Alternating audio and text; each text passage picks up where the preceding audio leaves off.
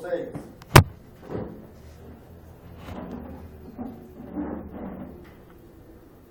Ayer noté 18, del 18 al 20. Es 18 al 20.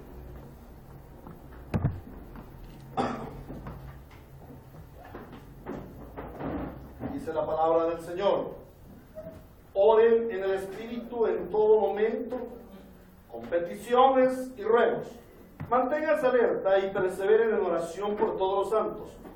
Oren también por mí, para que cuando hable Dios me dé las palabras para dar a conocer con valor el misterio del Evangelio, por el cual soy embajador en cadenas. Oren para que lo proclame valerosamente como debo serlo. Palabra de Dios.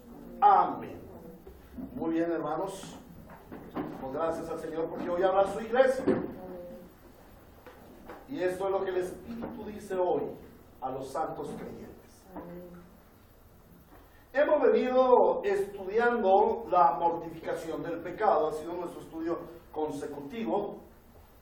Cómo mortificar nuestro pecado. La iglesia es santa, pero recordamos que tenemos un remanente de pecado que se levanta frecuentemente y quiere estremecernos. Entonces, como tenemos un llamado santo, nuestra vida debe ser santa. El Señor dijo: sed santos como vuestro Padre es santo. Entonces, nuestra vida debe procurar la santidad. Y la santidad es imputada por Cristo, tiene la acción del Espíritu Santo, pero también demanda de nosotros una acción. Estamos viendo la acción del creyente en la mortificación de nuestro pecado. Y cómo el creyente vence a nuestro enemigo el pecado. Siempre con la asistencia o con el poder del Espíritu Santo. Porque dice en el versículo 10, por último, fortalezcanse en el gran poder del Señor. Para nosotros vivir una vida de contienda, de lucha permanente contra nuestro pecado, debemos estar fortalecidos en el poder del Señor. Ningún acto nuestro, ningún acto de nuestra voluntad va a librarnos del pecado si no estamos asistidos, fortalecidos con el gran poder del Señor.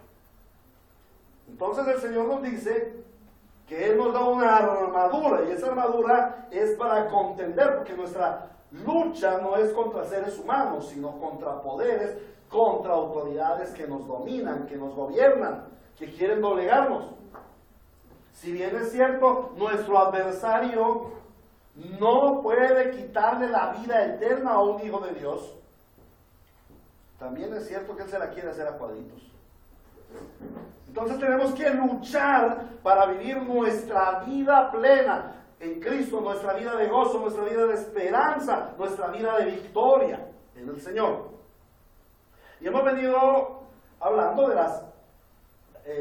las prendas de la armadura de Dios, y llegamos a la séptima prenda.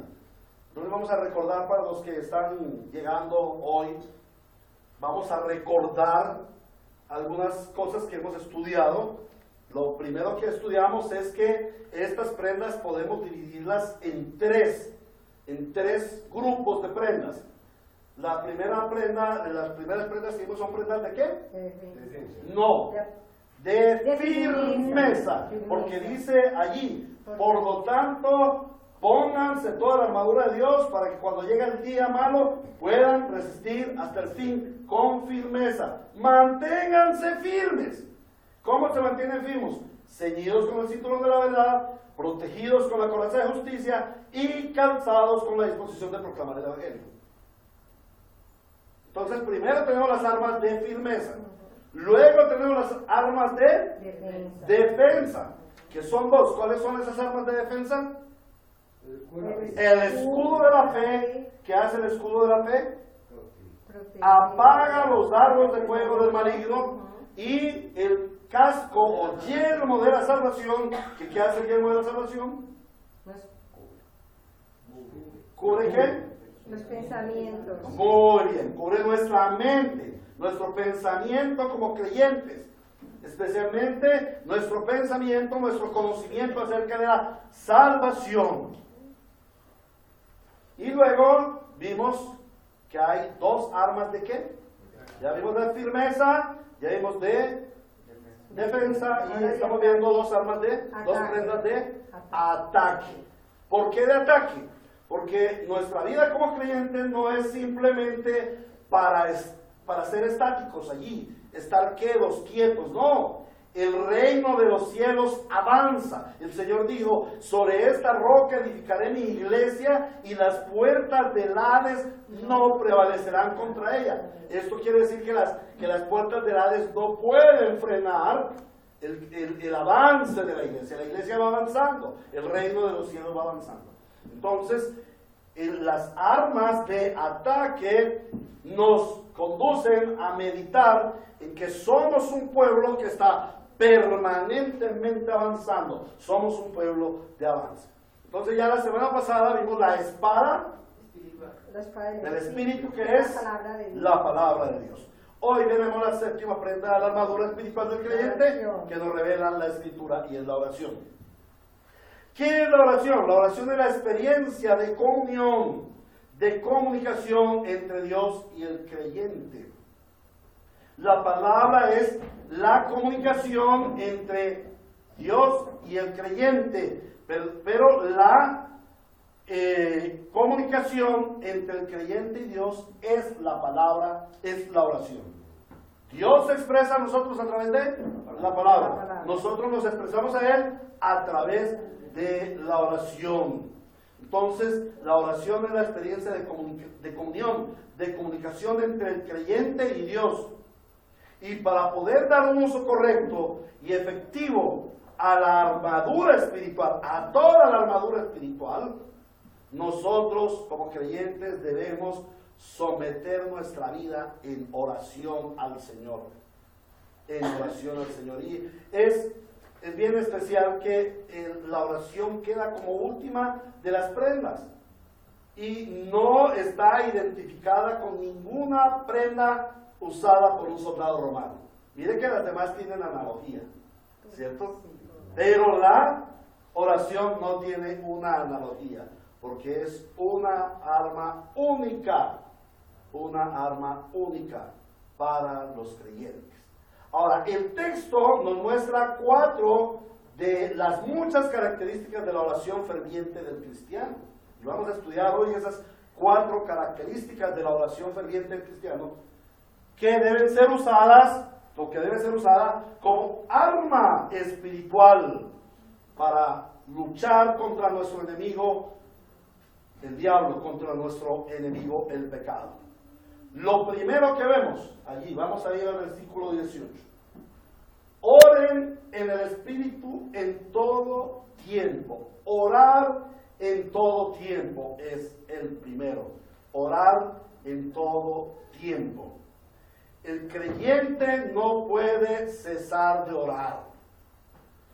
Cristo mismo, en su naturaleza humana, cuando Él se hizo hombre, permanecía en oración. Aparentemente podríamos decir, ¿y para qué el Señor Jesucristo necesitaba oración? Si Él es Dios. Si Él es Dios. Ahora, mire que esto es uno de nuestros argumentos bíblicos acerca de la Trinidad. ¿A quién oraba el Señor Jesucristo? Para aquellos que dicen que Dios el Padre y Dios el Hijo son la misma persona en diferentes manifestaciones, nosotros podemos decirle, ¿y a quién entonces oraba el Hijo? ¿A quién le oraba el Hijo? Porque el Hijo se apartaba a orar, y la Biblia dice que a orar con su Padre, a orar al Padre.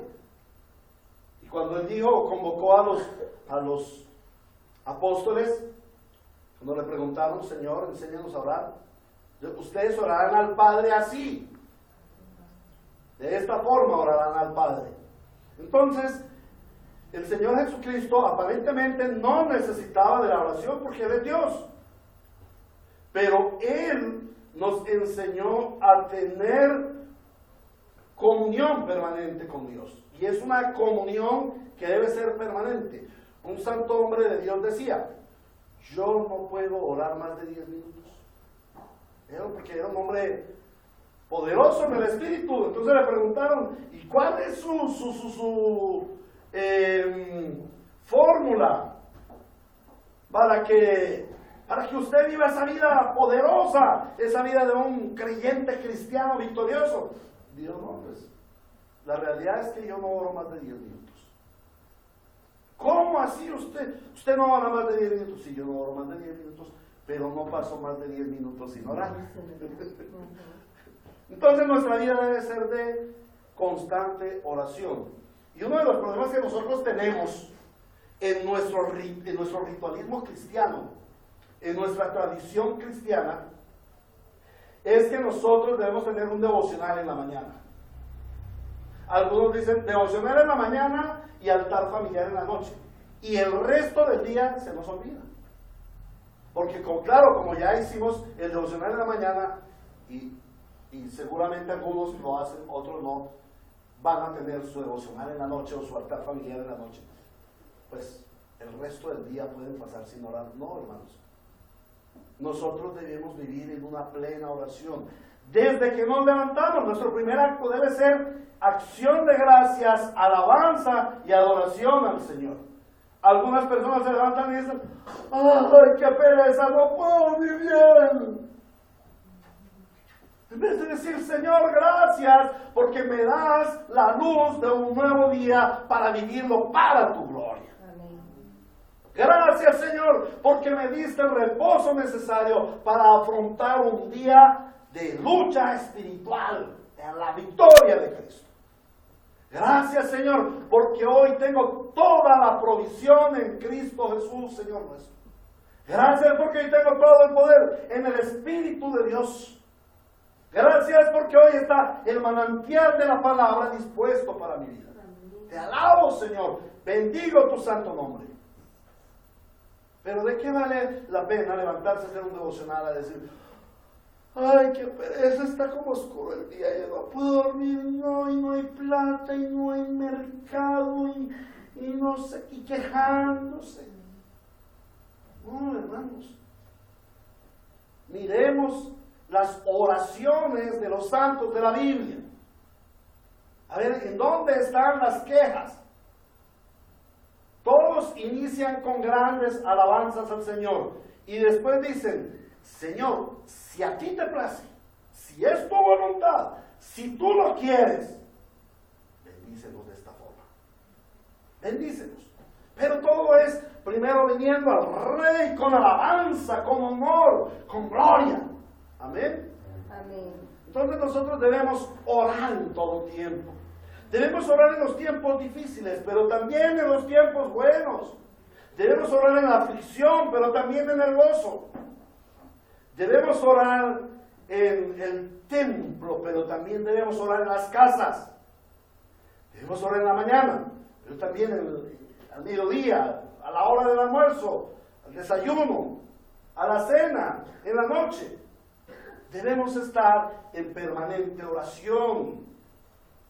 Orar en todo tiempo. Les invito a que vayamos a Proverbios, capítulo 3, versículos 5 al 7. Proverbios, capítulo 3, versículos 5 al 7. Dice el Señor, confía en el Señor de todo corazón y no en tu propia inteligencia.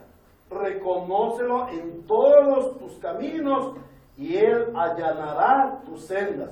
No seas sabio en tu propia opinión, más bien teme al Señor y huye del mal.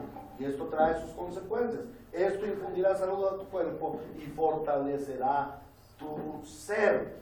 Nosotros debemos presentar al Señor nuestra confianza en Él. Cada día, cada momento, en cada circunstancia. Y cada vez que estamos pasando por dificultades, es la oración la que nos va a fortalecer, porque ella nos recuerda que tenemos un Dios que está orando.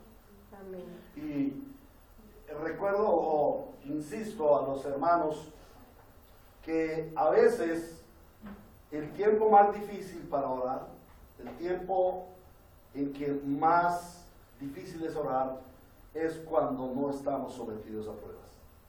Cuando estamos sometidos a pruebas buscamos la oración. Claro, si no hay mercado, entonces hay que arrodillarse y pedir al Señor mercado. Si no hay empleo, hay que arrodillarse y pedir al Señor empleo. Si estoy enfermo, hay que pedir al Señor salud. Pero hay tiempos difíciles, cuando todo va bien, cuando no hay dificultades. ¿Para qué orar? No es necesario. Bueno, hermanos, en esos tiempos es cuando más debemos orar. Orar en todo tiempo. ¿Por qué orar en todo tiempo? Porque el diablo no hallará cabida en nuestra vida. Si a cambio de nosotros dedicar nuestro tiempo a sus propuestas, nos dedicamos a buscar el rostro de Dios en oración en todo tiempo, el diablo no va a hallar cabida. ¿Amén? ¿Por qué debemos orar en todo tiempo? Porque el diablo no encontrará cabida. Porque estaremos haciendo un muro fuerte, una fortaleza. Orar en todo tiempo, con toda oración y súplica.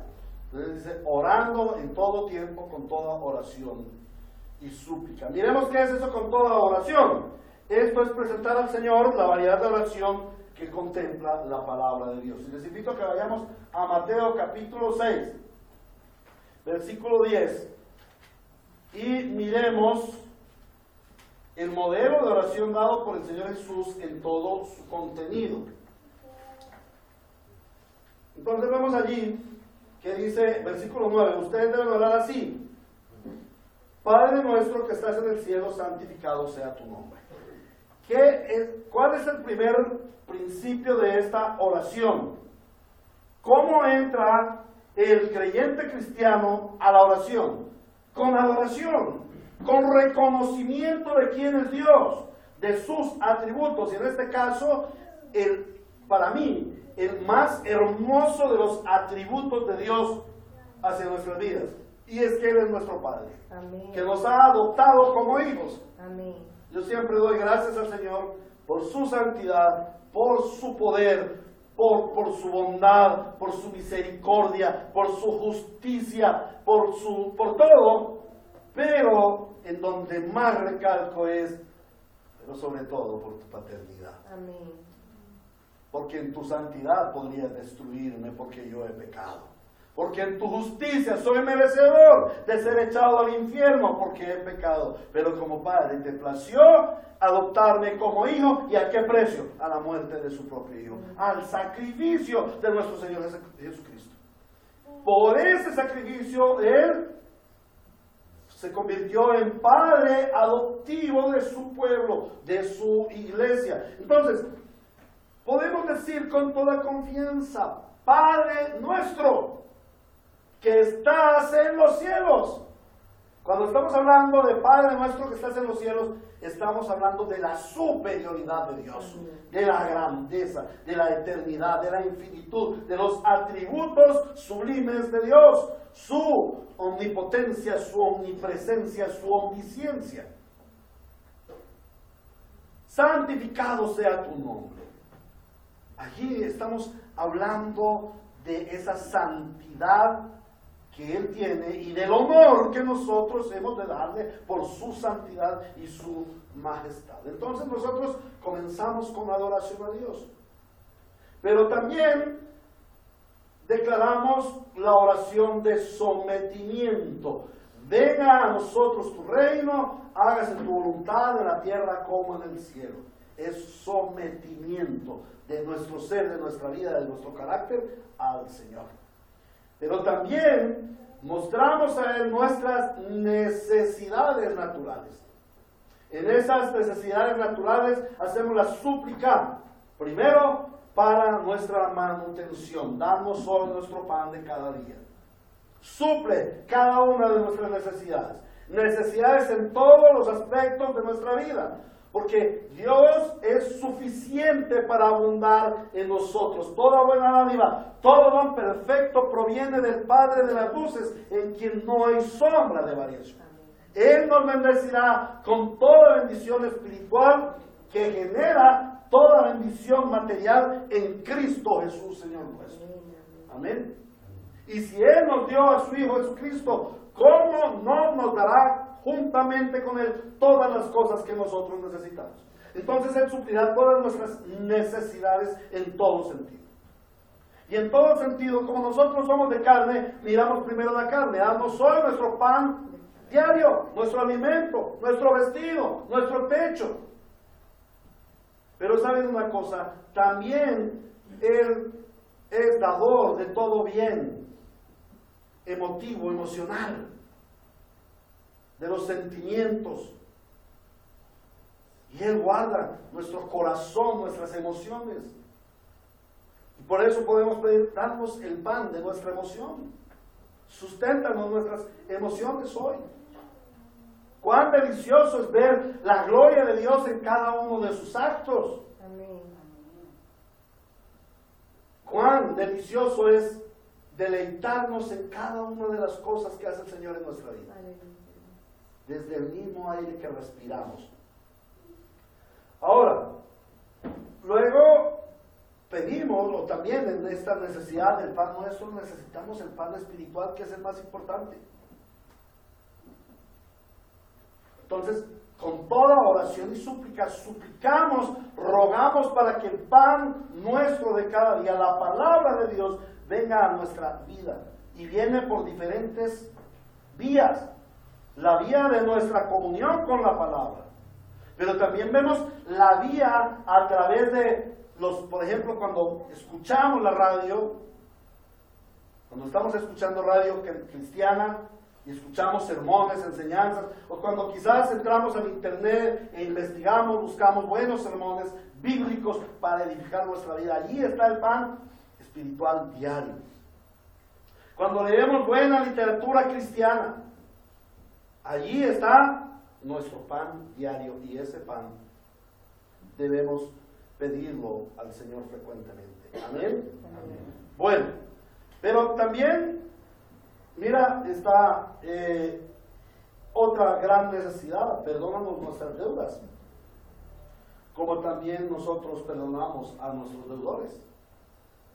Una de nuestras necesidades es ser perdonados de nuestros pecados. Otra necesidad es tener la autoridad moral para perdonar a otros. Cuán bonito es pedir perdón al Señor, pero cuán difícil es perdonar al que ha pecado contra mí. Entonces, allí no está haciendo una comparación, ¿no? Perdónanos nuestros pecados así, en la misma medida en que nosotros perdonamos a otros. No es un equilibrio. Allí lo que está hablando también es de nuestra necesidad, nuestra incapacidad para perdonar. Y por eso necesitamos ser sustentados por el Espíritu Santo para perdonar.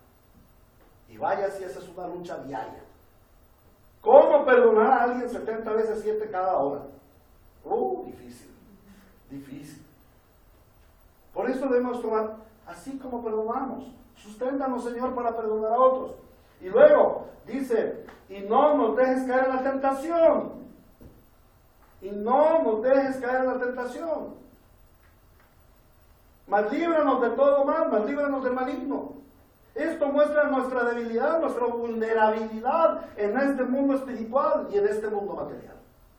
Entonces allí estamos teniendo adoración a Dios, pero también estamos teniendo sumisión a Dios, pero también estamos teniendo súplica a Dios. Y también debemos dar acciones de gracias. Acciones de gracias. Les invito allí nuevamente a Efesios capítulo 6, ¿no? Oren en el Espíritu en todo momento con peticiones y ruegos. Manténganse alerta y perseveren en oración por todos los santos. Bueno, el siguiente aspecto es orar en el Espíritu. Oren en el Espíritu.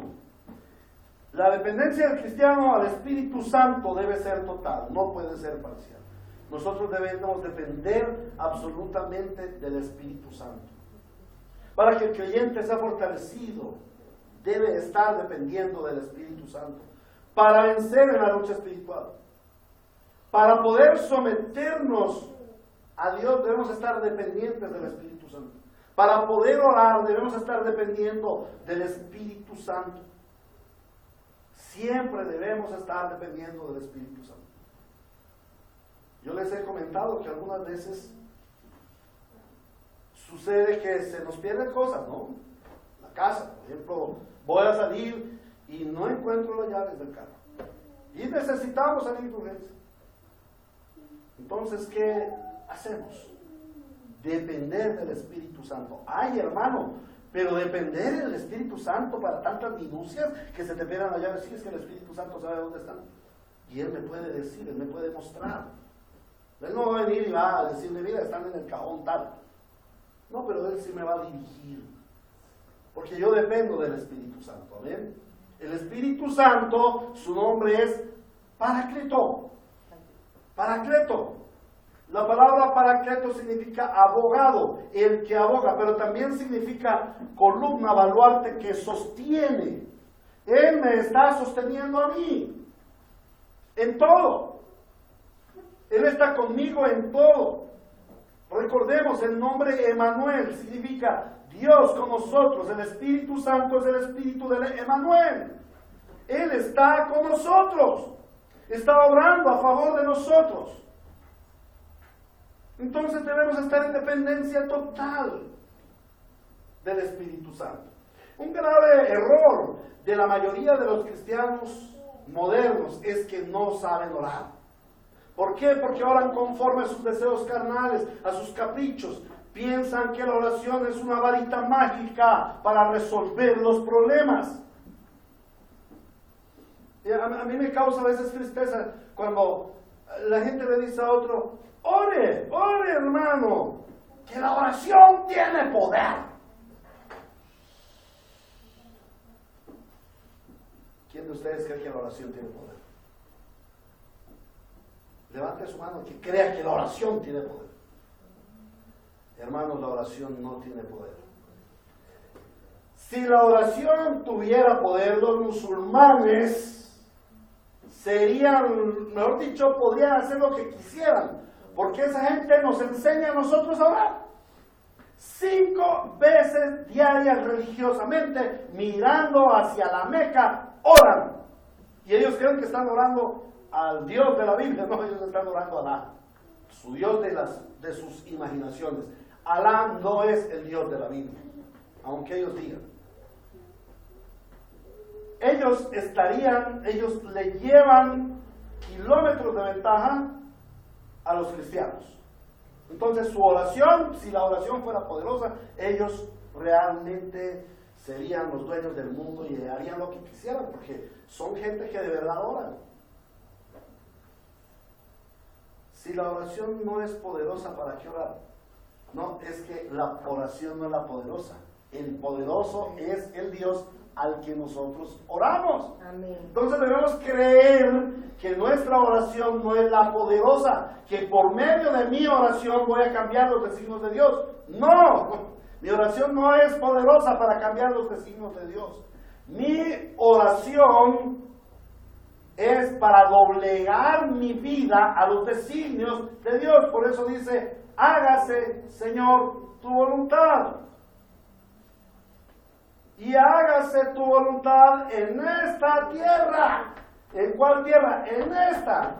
Es que yo soy del polvo de la tierra, así como se hacen los cielos. Ese debe ser el poder que actúa, el poder de la oración que actúa en mí, doblegándome al poder soberano y todopoderoso de Dios. Entonces hoy en día se está acostumbrando a la gente a que ore para resolver problemas. Y si Dios no quiere resolver el problema, ¿qué? Y si Dios quiere enseñarte a vivir la vida piadosa a través de ese problema, ¿qué? Y yo he visto mucha gente que dice, pero ya he orado y Dios no me escucha, Dios se olvidó de mí. Y como estábamos estudiando el miércoles, el amor de Dios, de tal manera amó Dios al mundo. Dios no se olvida de sus criaturas. ¿Cómo va a ser Él tan miserable con nosotros, de olvidarse de nosotros? Él no se olvida de sus hijos. Entonces, el Señor nos muestra que la oración no es una varita mágica para resolver problemas. Acuérdense cuando el apóstol Pablo oró. He rogado, no dice que él oró, que pidió simplemente. He rogado al Señor para que me sea quitado este aguijón en la carne. Un mensajero enviado de Satanás le mortificaba su carne, sea cual fuere. Los teólogos no se han puesto de acuerdo. Pero él oraba. ¿Y qué le dijo el Señor? Bástate mi gracia, porque en esa tu debilidad se manifiesta mi poder. Él es glorificado en nuestra debilidad. Entonces, lo que debemos orar es para que venga cada vez nuestra debilidad delante de Dios, que es todopoderoso y obra conforme a su poder. La oración en sí misma no es poderosa. El poderoso es el Dios al que oramos y que obra conforme a su poder en nuestra vida. Y su poder se manifiesta en muchas formas gloriosas y poderosas y hermosas. Ahora, el Señor nos dice que debemos orar en el Espíritu y no en la carne y no en las emociones. ¿Qué tal que Dios nos concediera todas las peticiones que le hacemos? Estaríamos locos, porque más del 80% de las oraciones y de las peticiones que le hacemos son incorrectas. Y después nos damos cuenta de que eso no era lo que realmente nosotros necesitábamos. Entonces, ¿cómo es eso de orar en el Espíritu? Es orar conforme a la palabra de Dios. Porque el Señor Jesús dice, mis palabras son espíritu y son vida. Vamos a mirar por un momento cómo es orar en el Espíritu. Y quiero que vayamos al Salmo 1 como un ejemplo. El orar en el Espíritu es orar conforme a la palabra del Señor. Por ejemplo, el Salmo 1 dice, dichoso el hombre que no sigue el consejo de los malvados, ni se detiene en la senda de los pecadores, ni cultiva la amistad de los groseros. Tomamos ese texto y empezamos a orar. Señor, yo te doy gracias porque soy un hombre bienaventurado, porque no sigo el consejo de los malvados, sino que me deleito en tu palabra. Porque no tengo el consejo de los malvados como la premisa de mi vida, sino tú me has enseñado que es tu palabra. Y Señor, gracias porque tú me has frenado de detenerme en la senda de los pecadores. Gracias, Señor, porque tú ya no me tienes, no me consideras como un pecador, sino como un santo. Hoy, Señor, te ruego, te suplico, no me dejes que yo me detenga en la senda de los pecadores. Y líbrame de cultivar la amistad de los blasfemos. Esa es la forma como oramos a Dios. Podemos estar en un devocional de oración de por lo menos 45 minutos en solo este texto. Pues realmente aquí hicimos una predicación en solo Salmo 1 en cierta ocasión. Y creo que fue la primera que tuvimos allá en Caucasia, el Salmo 1. ¿Cuántas riquezas tiene el Salmo 1? Que les aseguro que volvemos a estudiarlo y el Señor nos da muchas más riquezas. Nuestra oración debe ser basada en la palabra. Amén. Así fueron las oraciones de Daniel, las oraciones de los hombres temerosos de Dios. Nuestra oración no debe ser carnal, sino espiritual. Finalmente, luego nos habla de que debemos velar en la oración. Y que, vamos a ir nuevamente allá a Efesios 6, dice, debemos velar en la oración con toda perseverancia y orando por todos los santos y orando también por el apóstol Pablo. Pero esto lo dejamos para la siguiente enseñanza, ¿vale? Vale. Entonces, les ruego el favor de que si tienen preguntas hasta este momento, si tienes preguntas, levanta tu mano y preguntas sobre el tema que hemos hablado hoy de la oración. Entonces hemos visto